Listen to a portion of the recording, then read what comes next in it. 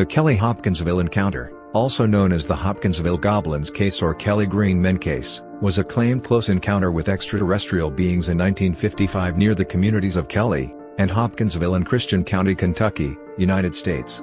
UFOlogists regard it as one of the most significant and well-documented cases in the history of UFO incidents, while skeptics say the reports were due to the effects of excitement and misidentification of natural phenomena such as meteors and owls.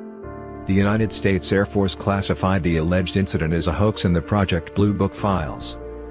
Psychologists have used the alleged incident as an academic example of pseudoscience to help students distinguish truth from fiction. On the evening of August 21, 1955, 5 adults and 7 children arrived at the Hopkinsville police station claiming that small alien creatures from a spaceship were attacking their farmhouse, and that they had been holding them off with gunfire for nearly 4 hours. 2 of the adults, Elmer Sutton and Billy Ray Taylor, claimed they had been shooting at 12 to 15 short, dark figures who repeatedly popped up at the doorway or peered into the windows. Concerned about a possible gun battle between local citizens, 4 city police, 5 state troopers, 3 deputy sheriffs, and 4 military police from the nearby U.S. Army Fort Campbell drove to the Sutton farmhouse located near the town of Kelly in Christian County. Their search yielded nothing apart from evidence of gunfire and holes in window and door screens made by firearms. Residents of the farmhouse included Glennie Langford, her children, Lonnie, Charlton, and Mary, 2 sons from a previous marriage, Elmer Lucky Sutton, John Charlie J.C. Sutton, their respective wives Vera and Aileen, Aileen's brother O.P. Baker, and Billy Ray Taylor and his wife June. Both the Taylors, Lucky and Vera Sutton, were reportedly itinerant carnival workers who were visiting the farmhouse. The next day, neighbors told 2 officers that the families had packed up and left after claiming the creatures had returned about 3:30 in the morning. The family's claims received widespread coverage in local and national press. Early articles did not refer to little green men. The color was later added to some newspaper stories. Estimates of the size of the alleged creatures varied from 2 to 4 feet, 61 to 122 centimeters, and details such as large pointed ears, claw-like hands, eyes that glowed yellow, and spindly legs later appeared in various media. Psychologists Rodney Schmaltz and Scott Lilienfeld cite the alleged incident as an example of pseudoscience and an extraordinary claim to help students develop critical thinking skills.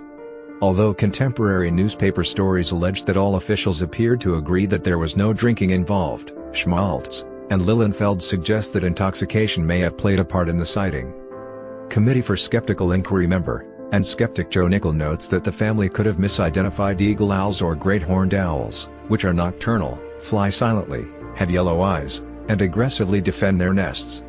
According to Nickel, meteor sightings also occurred at the time that could explain Billy Ray Taylor's claim that he saw a bright light streak across the sky and disappear beyond a tree line some distance from the house. Author Brian Dunning noted that the height of the owls would be comparable to at least the lower end of the reported range of around 2 feet, 24 in, 61 centimeters. There are simply too many similarities between the creatures reported by the families and an aggressive pair of the local great horned owls, which do stand about 2/3 of a meter tall. French ufologist Renaud Leclet also argued in a publication that the best explanation of the case is great horned owls. Ufologist Jerome Clark writes that the supposed creatures floated through the trees, and the sound of bullets striking them resembled bullets striking a metal bucket. Clark describes an odd luminous patch along a fence where one of the beings had been shot, and, in the woods beyond, a green light whose source could not be determined.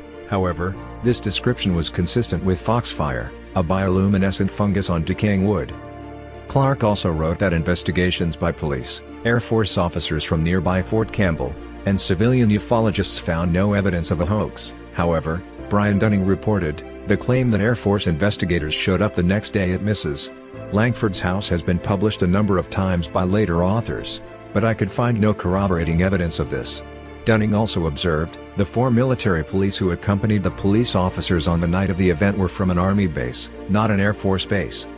Some ufologists compared the alleged creatures to gremlins, which have since often been referred to as the Hopkinsville Goblins in popular culture.